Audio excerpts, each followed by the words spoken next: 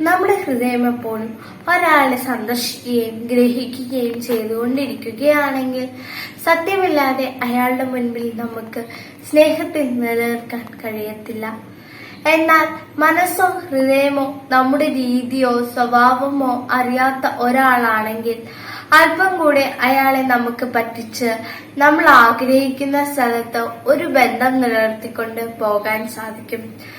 എന്നാൽ ഹൃദയം അറിയുന്ന ഒരാളുടെ മുന്നിൽ നമുക്ക് അത് അസാധ്യമാണ്. കാരണം എന്താ? അവിടെ നമ്മുടെ ഹൃദയവും സ്വഭാവവും രീതിയുമൊക്കെ അറിയുന്നു. ആ നിലയിൽ നമുക്ക് എന്ത് കാര്യം ചെയ്യുമ്പോഴും ഉള്ളിലൊരു കുറ്റബോധമുണ്ടാകും. ഇത് നമ്മളെക്കുറിച്ചുള്ള ഒരു ബന്ധത്തിന് ഇടർച്ച ഉണ്ടാക്കും. അത് തന്നെയാണ് ഹബൂക്കിന്റെ പുസ്തകം 2-ാം അധ്യായം 4-ാം വാക്യത്തിൽ പറയുന്നത്. ഹൃദയ പരമാർത്ഥതയില്ലാത്തവൻ പരാജയപ്പെടും.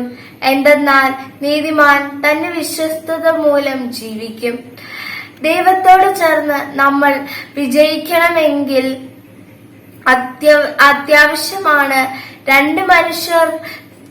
രണ്ട് മനുഷ്യർ തമ്മിൽ പോലും മുന്നോട്ടേക്ക് പോകണമെങ്കിൽ വിശ്വസ്തത വലിയ തോതിൽ ആവശ്യമാണ്.